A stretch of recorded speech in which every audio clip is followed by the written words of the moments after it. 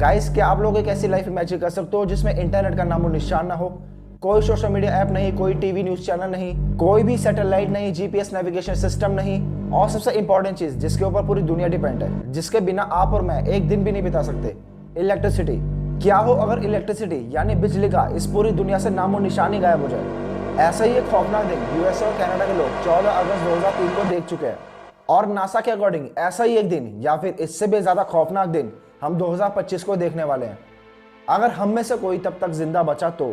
Guys, आज की video बिल्कुल भी स्किप मत करना, क्योंकि आज की वीडियो में मैं आपको दो ऐसे इवेंट्स के बारे में बताऊंगा जो पास्ट में हो चुके हैं, और एक ऐसे इवेंट के बारे में बताऊंगा जो फ्यूचर में 1 साल बाद ही होने वाला है।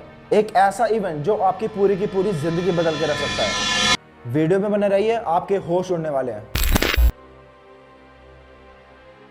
सितंबर 1 साल 1859 सुबह के करीब 11:30 बजे रिचर्ड कैरिंगटन नाम का एक ब्रिटिश एस्ट्रोनॉमर अपने टेलीस्कोप से सन की स्टडी कर रहे थे कि तभी उन्हें सन की सरफेस पे एक बहुत ही अजीब व गरीब रोशनी दिखाई दी। वो रोशनी इतनी तेज थी कि कुछ मिनटों के लिए रिचर्ड को दिखना ही बंद हो गया। अब उस वक्त की टेक्नोलॉजी इतनी एडवांस नहीं थी और ना ही हमारे पास एस्ट्रोलॉजी की इतनी समझ थी कि रिचर्ड को समझ पाते। इसीलिए रिचर्ड ने उस तेज रोशनी को कॉमेट समझकर इग्नोर कर दिया। लेकिन ये उनकी सबसे बड़ी भूल थी, क्योंकि वो तेज रोशनी कोई कॉमेट नहीं बल्कि अब तक के इतिहास में आया सबसे बड़ा सोलर फ्लेयर था, जो लाखों किलोमीटर प्रति घंटे की स्पीड से हमारी पृथ्वी की तरफ तबाही लेकर आ रहा था। ऐसे सोलर फ्लेयर हमारी अर्थ से रोज टकराते हैं, लेकिन कुदरत ने हमारी सुरक्षा के लिए सारे बंदोबस्त कर रखे हैं। हमारी अर्थ के मैग्नेटिक फील्ड की वजह से ये सोलर फ्लेयर्स हमारी अर्थ से टकरा नहीं पाते। अर्थ की मैग्नेटिक फील्ड हमारे लिए एक शील्ड का काम करती है।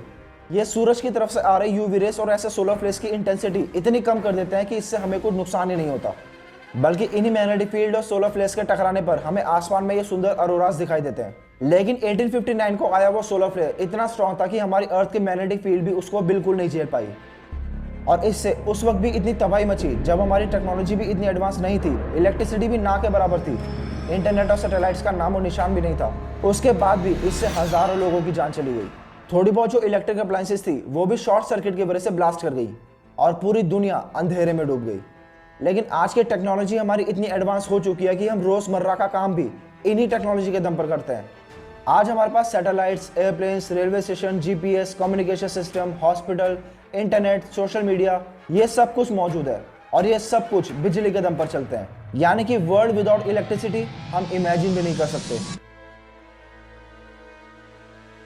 बट क्या हो अगर ऐसा ही एक सोलर फ्लेयर, बल्कि इससे भी कई गुना खतरनाक सोलर फ्लेयर हमारी अर्थ से टकराए और हमारी अर्थ से इलेक्ट्रिसिटी का नामो निशान ही मिटा दे। वेल, इमेजिन करने की जरूरत नहीं है, बिकॉज ऐसा ही एक खौफनाक दिन यूएसए और कनाडा के लोग 14 अगस्त 2003 को ऑलरेडी देख चुके हैं। अब मैं आपको बताने जा रहा हूं कि अगर सिर्फ एक दिन के लिए भी इस पूरी दुनिया से इलेक्ट्रिसिटी गायब हो गई तो इससे कितनी बड़ी तबाही मच सकती है। 14 अगस्त 2003 को यूएसए और कनाडा जैसे डेवलप्ड और एडवांस देशों की पावर ग्रिड पूरी तरह से फेल हो गई। अब होता क्या है कि किसी भी पावर ग्रिड को सही से काम करने के लिए यह जरूरी होता है कि जितनी इलेक्ट्रिसिटी बनाई जा रही है उतनी लोग उसे खर्च भी कर पाए, यानी जितनी इलेक्ट्रिसिटी बन रही है उतनी हाथों हाथ खर्च हो जाए। प्रोडक्शन और कंजप्शन बिल्कुल इक्वल होना चाहिए। अगर ऐसा नहीं हुआ तो पावर लाइंस खराब हो सकती है, यानी ओवरलोड होने की वजह से पिघलकर टूट सकती हैं। और यूएसए और कनाडा की पावर ग्रिड इंटरकनेक्टेड है, यानी अगर यूएसए के किसी पावर प्लांट में खराबी आ जाए तो दूसरे पावर प्लांट से पावर सप्लाई होने लगेगी। और 14 अगस्त 2003 को ईस्ट लेक पावर प्लांट में खराबी आने की वजह से वो पावर प्लांट बंद हो गया। अब आप लोग सोच रहे होंगे कि ये जो घटना हुई ये इसी पावर प्लांट के बंद होने की वजह से हुई होगी, लेकिन वजह कुछ और थी। जब पावर प्लांट बंद हुआ तो एनर्जी की सप्लाई दूसरे पावर प्लांट से होने लगी, और सारी गड़बड़ी यही थी। जब ऐसा हुआ यानी कि पावर प्लांट बंद हुआ तो ईस्ट लेक पावर प्लांट के वर्कर्स को इसके बारे में पता ही नहीं लगा। उनके सिस्टम में पड़े सॉफ्टवेयर में आए एक बग की वजह से, यानी एक एरर की वजह से उन्हें कोई चेतावनी ही नहीं मिली, और वो दूसरे पावर प्लांट से आ रही एनर्जी को टाइम पर मैनेज ही नहीं कर पाए, जिसका नतीजा ये हुआ कि इतनी सारी पावर एक साथ आने की वजह से पावर लाइंस ओवरलोड होने की वजह से पिघलनी शुरू हो गई। जैसे ही पावर लाइन पिघलती थी वैसे ही पावर किसी और लाइन से सप्लाई होने लग जाती थी, और वो भी कुछ देर बाद ओवरलोड होने की वजह से पिघलकर टूट जाती थी। ऐसे करते करते लगभग यूएसए और कनाडा की सारी पावर लाइंस ठप पड़ गई। अब पावर तो सप्लाई हो नहीं रही थी, तो पावर प्लांट बिजली बनाए तो बनाए किसके लिए, जिसकी वजह से उस दिन करीब 250 से भी ज्यादा पावर प्लांट्स को बंद कर दिया गया। यानी कि अब यूएसए और कनाडा में 55 मिलियन से भी ज्यादा लोगों को बिजली सप्लाई नहीं हो रही थी।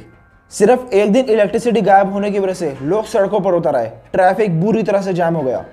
बिजली से चलने वाली मेट्रो भी बीच रास्ते में रुक गई और लोगों को मेट्रो का दरवाजा तोड़कर उन्हें रेस्क्यू किया गया।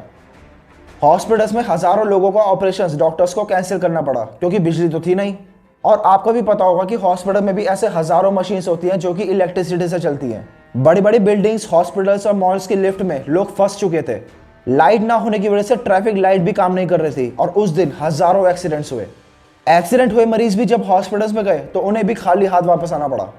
जितने भी प्लेन्स हवा में मौजूद थे उन सबकी इमरजेंसी लैंडिंग करवाई गई। एयरपोर्ट्स पे प्लेन को खड़ा करने की जगह भी नहीं बची थी। लोगों को जहां भी जगह मिली वो लोग वहीं सोने लगे।